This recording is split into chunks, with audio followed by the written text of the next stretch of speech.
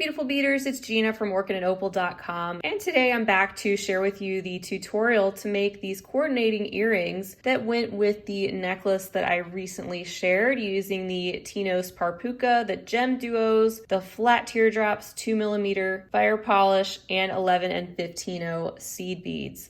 This earring design does use pretty much everything that you used in the necklace design, so if you have some of those beads left over, it's a great way to make a coordinating pair of earrings.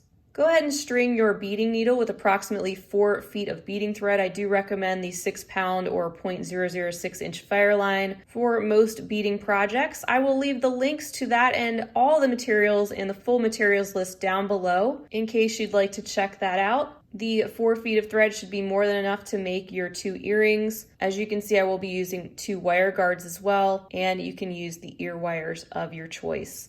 With all that out of the way, let's go ahead and get started. All right, we're going to start out by connecting the bottom portion of our earring, and what you want to do, it might help to have the beads laid out in this manner so you kind of know how everything is supposed to go. I'm going to pick up the Tinos from the wider end bottom hole, as well as the flat teardrop and the other Tinos from the narrow end bottom hole. And if you want to use a stop bead, you are more than welcome to do that. I'm just going to hold these all together. But that's what you want to have on your needle, and pull that down, leaving yourself enough tail to weave back in and not off, maybe 4 to 6 inches. And swing your needle around to the top hole of that Tinos bead that you're coming out of. And then pick up an 11/0 seed bead and go straight through to the top hole of the other Tinos bead. When you pull those, you can see that it brings all of these beads together in this manner. Let's go through these one more time to reinforce and hold everything together while we work on our next steps. So this is what we have so far, and then we want to embellish the sides of these Tinos. So you can pick up a 15/0, an 11/0, and a 15/0, just like that, and swing through the upper hole of the Tinos. And if you can get through that 11/0, go through that as well. And it just hides your thread there on the side a little bit. And proceed through the upper hole of the next Tinos. Then repeat the same step, mirroring the other side pretty much. Just pick up a 15/0, an 11/0, and another 15/0. And now go through the bottom of the Tinos that you're currently coming out of. Just like that. Now to get back up to the upper level, go through the flat teardrop, through the Tinos, and you can go through those seed beads now as well on the side. Just like that. Go through the Tinos again, the 11/0, and then you want to be coming out of the upper hole of this Tinos on the right hand side. What we're ready to do at this point is pick up one of our GemDuos. So if you have one that is double-sided, just make sure you're picking up the correct side that'll be facing up. And you want to go through the bottom hole of your GemDuo and pull that down. It's going to sit just like that. And then you can pick up one 15/0, 3 11/0s, and one more 15/0. Pull those down. And then you'll swing your needle and go through the upper hole of the GemDuo that you just added. That's going to place the seed beads right around the GemDuo. And we will continue on with our upper portion by picking up a 15/0, an 11/0, one of your 2mm beads, an 11/0, and a 15/0. So that's what you want to have. You can pull those down. And now we're ready for our wire guard. I'm going to put my needle through one side and pull it down. And then we'll go through the other side of the wire guard and mirror the beading that we did on the right. Which means we need a 15/0, an 11/0, a 2mm, an 11/0, and a 15/0.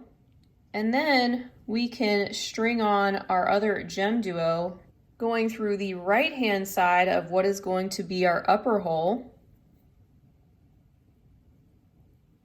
And it may help you to lay this down just to get your bearings. It is going to sit sort of like that. And we need our seed beads that are going to wrap around the side of that GemDuo. So that again is the 15-0, 3 11-0s, and one more 15-0. Pull those down. I'm just going to swing this way because it's a little easier for me.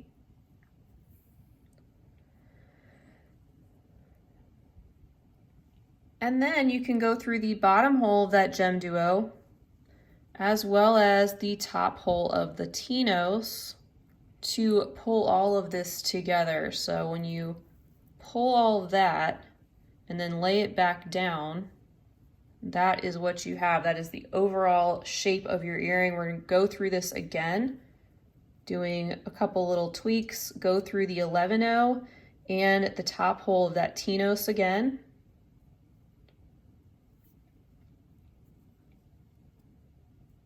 Also go through the GemDuo there on the side.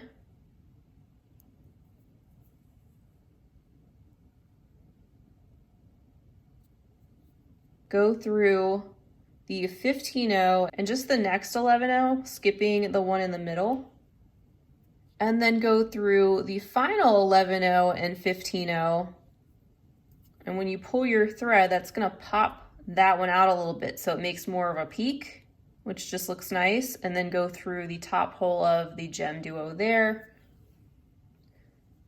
Go up through all of the seed beads, the 2mm and the seed beads on the side, as well as your wire guard and back down, but this time only go back down through the first 2 seed beads. And we're gonna stitch the seed beads together a little bit. So I'm coming out of this seed bead, the 11-0 right there, above the 2mm, and I'm gonna go right over to the 11-0 next to that.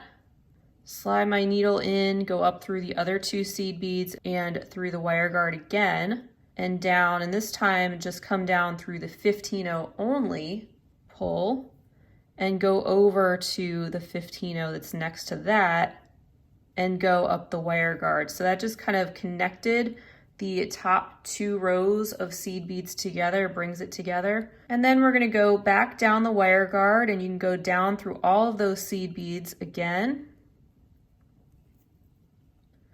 And we need to mirror what we did on the other side. So we're gonna go through the GemDuo and just through the first 2 seed beads, which are the 15-0 and the next 11-0, skipping over the 11-0 in the center and going through the final 2 seed beads, the 11-0 and the 15-0.